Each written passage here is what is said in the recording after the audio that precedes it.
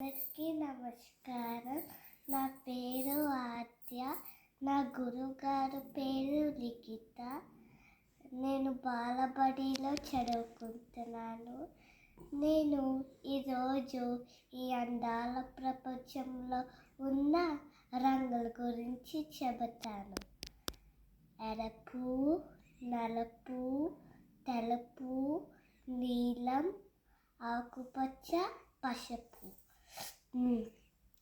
నీకు ఒక పద్యం కూడా చెప్పనా?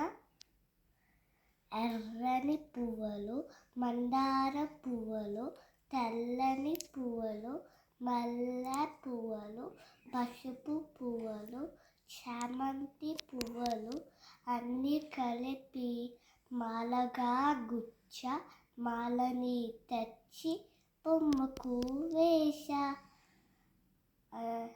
ఇంకా నాకు ఏ రంగు కూడా చెప్పనా?